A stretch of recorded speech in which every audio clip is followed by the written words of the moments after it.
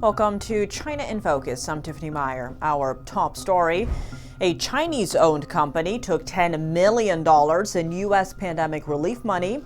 Now it must pay a $14 million settlement. Details on how it all went down. A new speech from President Trump focused on China and leader Xi Jinping, what the president had to say.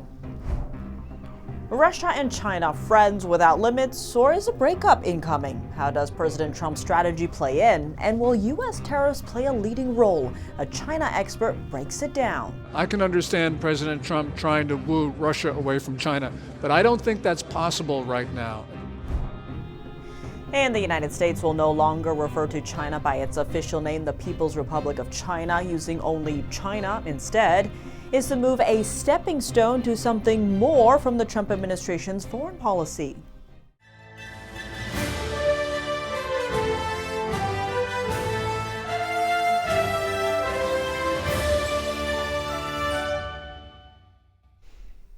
Welcome to China in Focus. I'm Tiffany Meyer. Before we dive into today's news, make sure to use the link down below to subscribe to our newsletter.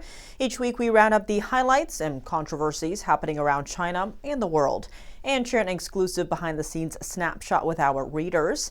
Keep an eye out. The newsletter will land in your inbox Friday morning.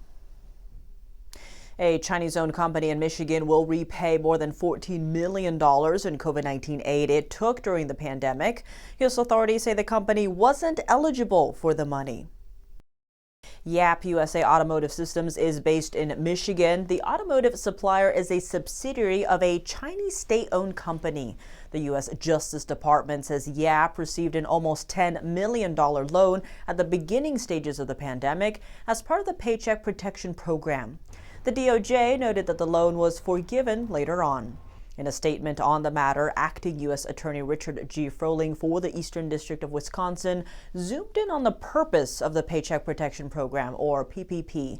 He noted the program was designed to, quote, help small businesses and their employees during the pandemic, not large companies owned by foreign governments. By that definition, Yap USA would not be considered a small business because it's owned by a parent company under the control of the Chinese Communist regime. Yap admits no wrongdoing, but agreed to pay a settlement of more than $14 million. A separate whistleblower, GNGH2 Incorporated, received $1.4 million as a reward for filing the action on behalf of the U.S. Zooming out, there are a number of similar cases tied to pandemic relief. A hotel owner, Wei Honghu, is facing charges for stealing tens of millions from a housing program that aimed to curb the spread of COVID-19 in New York. The program involved New York prisons and was set up in 2020, months after the pandemic broke out. It facilitated moving some inmates to hotels with the goal of reducing human-to-human contact and slowing the spread of the virus. Whose hotel was on the list, according to the Attorney's Office for Eastern District of New York, who and two other defendants received tens of millions of dollars from the program through kickbacks and bribes.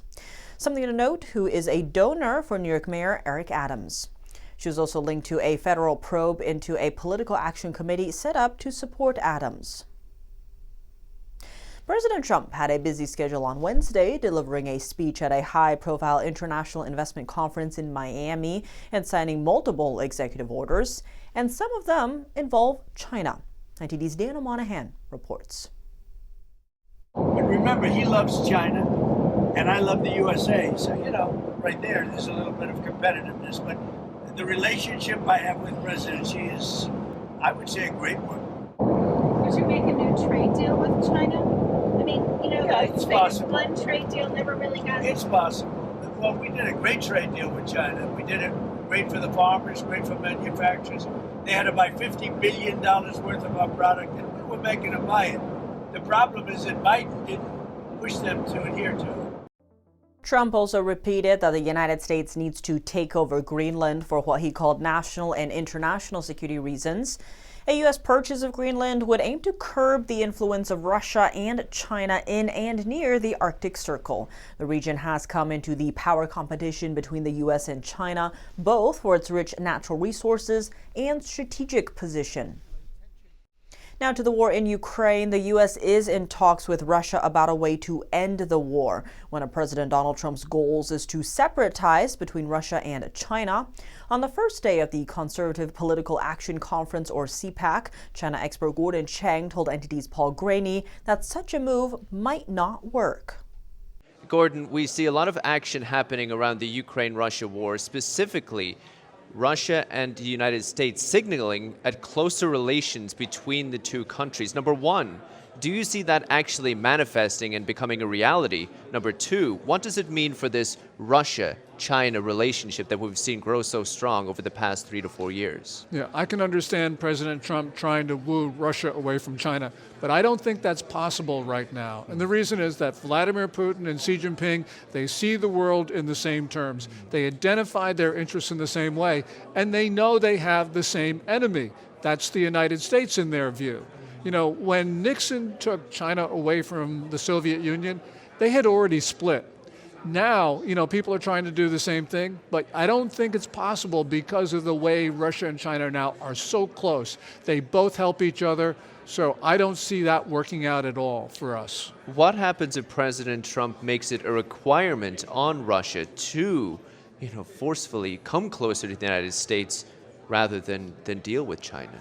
You know, Putin can say anything that he wants and Trump may believe him, but we know that Russian Federation has just violated every agreement they've had with us.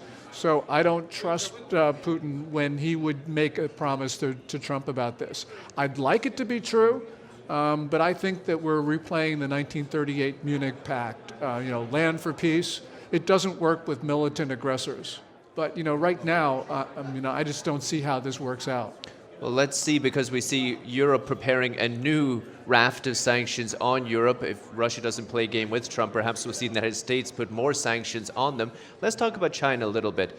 Reciprocal tariffs. These are blanket reciprocal tariffs for everybody in the world, but I would assume China will be more affected than any other nation in the world by these reciprocal tariffs. Oh, absolutely. And the reason is Xi Jinping has turned his back on consumption as being the basis of the Chinese economy.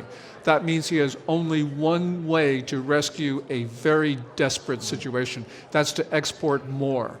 And that means he absolutely needs the American market, the world's largest. It can't be replaced in any reasonable time frame, which means that President Trump has all the high cards. And when President Trump starts putting tariffs on China, which I hope that he adds more to them, then I think we're going to see the Chinese economy fail. Because right now, it is not growing at the 5.0% pace that they claimed for last year. It's more like zero, Paul. Maybe a little bit above, maybe a little bit below, but essentially zero. Do they have any response to Trump's tariffs? They will huff and puff.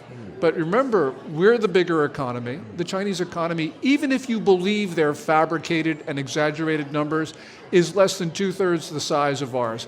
But even more important, we are the trade deficit country. And in trade wars, trade surplus countries like China just can't win. Last year, their merchandise trade surplus with the U.S. was $295.4 billion. That's up something like 5.8% from 2023. So we're the trade deficit country. We're the bigger economy. We're going to win this. But I think it's incredible when you consider the leverage President Trump has found in tariffs. Number one, like you said, the size of the U.S. economy and the strength of the U.S. consumer. But we also have the fact that America's import tariffs are so low vis-a-vis other countries. The leverage that Trump has is just enormous. Oh, well, it is. And that's one of the reasons why, we have sort of had an economy very indulgent. We've allowed these tariffs, but more important, non-tariff barriers on American goods. Once we start leveling the playing field, we're going to see manufacturing. There's going to be a renaissance in this country because Trump understands that we need to make our own things. Let me ask you, on the manufacturing renaissance, like you put it, how long will it actually take to build up these factories, to build up the infrastructure? And number two, what happens if the next administration just starts undoing it all? Two great questions. Different industries will grow at different speeds. So for instance, you take something complicated like semiconductors, that'll take longer. But there's certain things that can come back to this country very quickly. And if they don't come back to this country, they could come to Mexico or Central America, and that would be good for us as well for a number of different reasons. So yeah, I think that is going to be something that will be very popular, especially after 4 years. So even if the Democrats were to win in 2028, I don't think that they're going to reverse Trump's policies. Remember Biden, who campaigned against Trump's tariffs, he kept Trump's tariffs in place for his 4 years.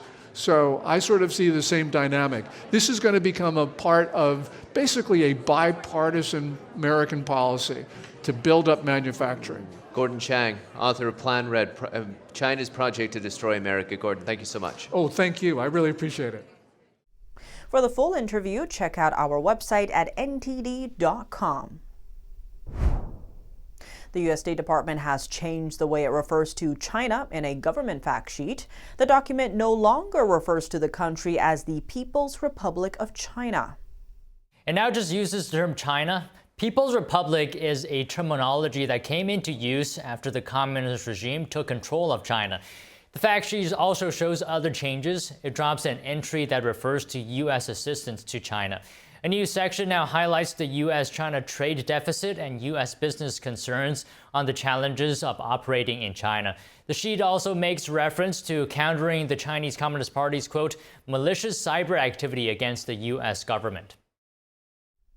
Last week, the State Department removed one line from its website. It had said that the U.S. does not support Taiwan independence. The removal of that line doesn't mean the U.S. would support Taiwanese independence, but together with the tweaks to wording related to China, the changes could hint at future policy shifts for the Trump administration. Moving over to the Indo-Pacific, a senior Taiwan security official said support for the island from President Trump remains very strong. He made the comment during a high-profile security forum Thursday. Here's the message from Taiwanese President William Lai, along with the head of Taiwan's National Security Council. Taiwan cherishes peace, but we also have no delusions about peace. We will uphold the spirit of peace through strength, using concrete actions to build a stronger Taiwan and bolster the free and democratic community. The United States has been very helpful, providing us with defensive articles and help train our soldiers and also try to bring us more to the international community. Our support in the Congress, our support from those people who might be who were already nominated or who will be nominated and served in the administration will still be there. So I think the Trump administration's support for Taiwan will remain very strong. And if Alaska starts producing LNG in big numbers, that will be a very good time for us to buy more. And we are in discussion with Alaska now. During the Halifax International Security Forum, the Taiwanese president also said the island seeks to maintain the status quo and not conflict with China. He also reiterated he hopes to enhance dialogue with China under the principles of parity and dignity. The remarks came as Beijing launched a round of protests and military aggression towards the island earlier this week, after the State Department removed a line that said the U.S. does not support Taiwan independence from its fact sheet. President Trump has threatened to impose tariffs on Taiwan as part of his plan to fix the trade deficit with many trade partners of the U.S. The head of Taiwan's National Security Council's remarks about talks with Alaska to purchase more natural gas from the United States could help ease the trade tensions. Coming up, is avian influenza virus or bird flu behind mounting reports of hospitalization and fatalities inside China? The virus is rarely found in humans, but carries an over 50% death rate. 3 Chinese naval vessels spotted off Australia's coast just 170 miles east of Sydney. What are they doing there? And are China, Russia, Iran, and North Korea forming a new axis of evil? Congress held a hearing to debate. Plus, what one expert calls the most impactful thing the U.S. can do to end this threat. It will deter China, isolate Iran, and take the wind out of North Korea's sails. Welcome back to China in Focus. I'm Tiffany Meyer. Is the avian influenza virus bird flu behind the mounting reports of hospitalizations and deaths in China? Whistleblowers from the country's disease prevention supply chain and the country's CDC apparatus recently told us that the answer is yes. Due to the country's strict censorship, it's very difficult to assess the true situation happening inside China. One thing to note, the Chinese residents we interviewed told us that the Chinese hospitals they visited don't test patients for the avian influenza virus. And why is bird flu getting singled out? The virus is usually rare in humans, but H5N1 bird flu comes with a much higher fatality rate, 54% for humans, according to the World Health Organization. That's about 108 times more than that of another flu virus, H1N1, also known as swine flu. The tricky part here is the Chinese CDC says the main driver of the current flu season in China is H1N1, which is much less lethal. But numerous Chinese citizens have posted on social media mourning their relatives who passed away after severe illness symptoms recently. Now, medical experts are casting doubt on whether a less lethal virus like H1N1 could lead to this serious and widespread of a situation. Both viruses are subtypes of the influenza A virus. One physician in Beijing posted on his social media saying, Have you noticed that this round of influenza A virus seems even more severe and troublesome than COVID-19? After catching influenza A, taking ibuprofen or acetaminophen feels almost useless. The high fever persists, reaching extremely high temperatures, accompanied by severe headaches with no effective relief. Multiple sources are pointing to bird flu H5N1, suggesting it's behind the hundreds of deaths in China. Thailand Medical News reported last month that China's northern Shanxi province has reportedly seen few cases of human-to-human transmission. But Chinese authorities have a history of extensive cover-ups when it comes to public health, like with the COVID-19 pandemic. Two whistleblowers in China said in separate interviews that they have each seen deaths caused by bird flu. They also echoed that the Chinese regime has been covering up cases of bird flu in humans. Meanwhile, in the United States, Wyoming has reported its first human case of bird flu. It's the third confirmed hospitalization related to the virus in the United States. Hundreds of thousands of Chinese nationals legally live and work in the U.S. on visas, some of whom are students. At the same time, Congressman Riley Moore is raising concerns about issues like espionage and intellectual property theft. NTD's Paul Graney spoke to him at Conservative Political Action Conference, or CPAC, about what he believes could solve the problem. You are concerned about Chinese coming here on student visas and conducting espionage. Why? Right. So I just wrote an op-ed about this, and we're looking at legislation, actually. What is going on is it's hard. It's a large number. There's 300,000 currently nationals, Chinese nationals here in the United States on visas, which is a large number, right? So there is concern there. And what we've seen is a lot of espionage going on in our universities and our research institutes and things like that of Chinese nationals that are on student visas. And what I believe is that we need to entirely just pause this. We need to stop this right now because it's hurting our national security here in the United States. We just had an individual that had a drone over a live fire exercise and filming all of this, which they were sending back to China. They're sending back to China. I mean, this is a huge problem. Then on the UCLA campus, the leader of the kind of Hamas Palestinian protest over there was a Chinese national on a student visa that was organizing all this. So this is destabilizing for the United States to continue this relationship with Chinese students currently as it is. So you're calling for a pause and then a whole reevaluation of this system, is that it? Well, essentially, I think we need to ban it for right now and then see if we can reevaluate down the road. But right now, I think we need to just stop the bleeding in terms of our intellectual property or our national security and just ban it. Congressman Riley Moore, thank you so much. Thanks for having me. Appreciate it. The Australian Defence Force is tracking 3 Chinese naval vessels just 170 miles east of Sydney. The ships have been there since last week, and their presence highlights China's ability to project military might near Australia. Experts believe the vessels may be headed toward Pacific Island nations. This development comes as the leader of the U.S. Indo-Pacific Command is in Australia for meetings this week. Tensions have also recently escalated following an incident in the South China Sea, where a Chinese fighter jet released flares in front of an Australian military plane. A spokesperson for China's foreign ministry accused Australia of intruding into its airspace, but didn't comment on the 3 ships near Sydney. A congressional commission is looking into a growing threat facing the U.S. and the rest of the free world. Are China, Russia, Iran, and North Korea forming a new axis of evil, like Germany, Italy, and Japan did during World War II? NTD's Juliet Song has the details. A hearing on Capitol Hill examining a threat looking to upend the current world order. An expert highlighted how Chinese and Russian power projection has reached America's front door.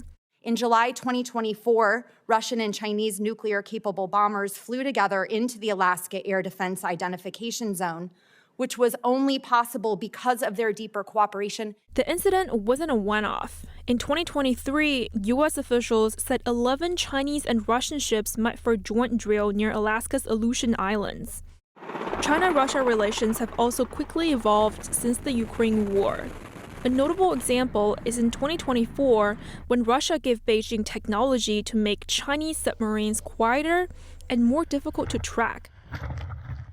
Such an agreement was nearly impossible to imagine just 2 to 3 years ago, given the highly sensitive nature of that technology. In addition, Beijing has become a financial lifeline for Moscow through its purchases of sanctioned Russian oil. What's more, North Korea has sent ballistic missiles and 12,000 soldiers to help Russia with its war on Ukraine. While Iran has provided thousands of drones to Russia, in turn, Russia is helping Iran improve its military, something that could make it harder for Washington to rein in Iran. The 4 are also getting smarter when it comes to evading U.S. sanctions. Russia, Iran, and North Korea use a network of old and poorly maintained tankers to transport sanctioned oil and goods while evading sanctions and maritime regulations. One expert said the most impactful thing the U.S. can do to confront this partnership is to end the war in Ukraine. It will deter China, isolate Iran, and take the wind out of North Korea's sails. With the push from President Trump, Moscow and Washington have agreed to start working toward ending the war on Ukraine and improving their diplomatic ties. Juliet Song, NTD News. That's all for today's China in Focus. I'm Tiffany Meyer. If you have any feedback on the show or have something you'd like to see us cover, send us an email at chinainfocus@ntd.com. We'd love to hear from you. For round-the-clock original news coverage, visit us at ntd.com or download our NTD app. Thanks for watching. See you tomorrow.